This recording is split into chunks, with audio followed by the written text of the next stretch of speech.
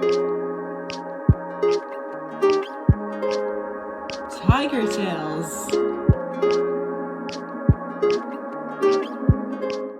Tiger Tales presents My Teacher Glows in the Dark by Bruce Coville, read by Mrs. Griffith. Welcome back to chapter 14 of My Teacher Glows in the Dark by Bruce Coville. Dissected is this chapter. I stared at Hulan. A few minutes ago, I was having a hard time trying to decide what to have for breakfast.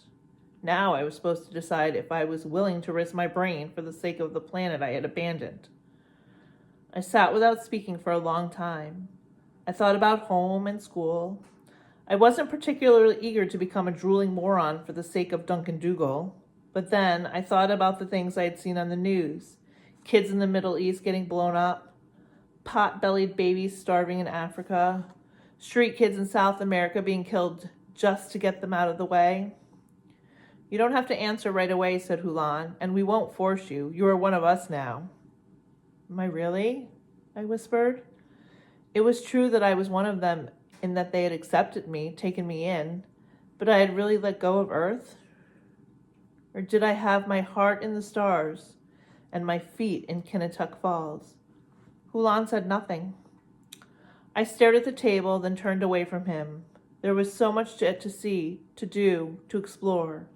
I had found my way to the stars. I was the one, the kid from Earth, who had made it out into the galaxy. And now I was being asked to risk it all for the crazies I had left behind. I rubbed the spot on my arm where Duncan used to punch me when he had a bad night at home. I thought about those kids in Africa. When do we start? I whispered. Broxholm came to see me later that day. You don't have to do this, you know, he said. Do you think I shouldn't? I asked.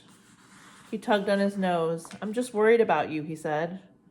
I'm worried too, I replied, but hey, one of the reasons I left Earth was that I figured no one would miss me, so what difference does it make? Broxholm looked at me for a moment. I believe you overheard that we have a communication problem.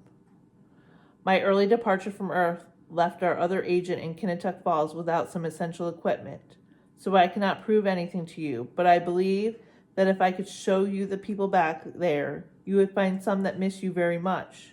Susan Simmons, for example. I didn't say anything. I didn't like to talk about how I felt about Susan. Our conversation was interrupted when Hulan stepped through the wall. He was wearing green shorts covered with hummingbirds. They're ready for you, Krepta, he said. I touched foreheads with Broxholm, which is his planet's way of saying farewell with honor, and followed Hulan through the transcendental elevator to the operating room. Krokdok was waiting for us. Pleased to see you again, Krepta, he said soberly. His red jaws were drawn back in something that looked like a grin, but it wasn't. I nodded to him and made a gesture which translated in, I salute your sinus cavities, something I'm sure had more meaning for him than it did for me. Having brain surgery on the New Jersey is not the same as having it on Earth. I wasn't scrubbed and put into a hospital gown. I almost wish I had been. Some kind of ritual might have made me feel better or helped me take it more seriously. Maybe it was just my fear that made me feel disconnected, as if I were moving through a dream of some kind. Anyway, Krokdok had me lie down on the table, told the operation was being monitored by several dozen other doctors from the wealth of worlds, and then pricked me in the ear with something that immediately knocked me unconscious. For a while, the sense of being in a dream increased. I felt like I was surrounded by mists and trying to swim in molasses. Voices seemed to whisper around me. Faces floated into my consciousness, some familiar, some totally unknown to me. Sometimes the familiar and the unfamiliar merged, or a face I'd known all my life would stretch and pull into a new shape. I saw Susan, Duncan, and Mrs. Schwartz, and most of the other kids I went to school with. If I could have thought about it, which I couldn't, I might have wondered if Krokdok was touching nerves in my brain that were setting off specific memories, somehow tickling the areas where those images were stored. I saw my father. He was crying. I saw Duncan again. He was frightened. I tried to cry out because I was sure that something had happened to him. Only I couldn't, of course, since I was sound asleep with the top of my head off.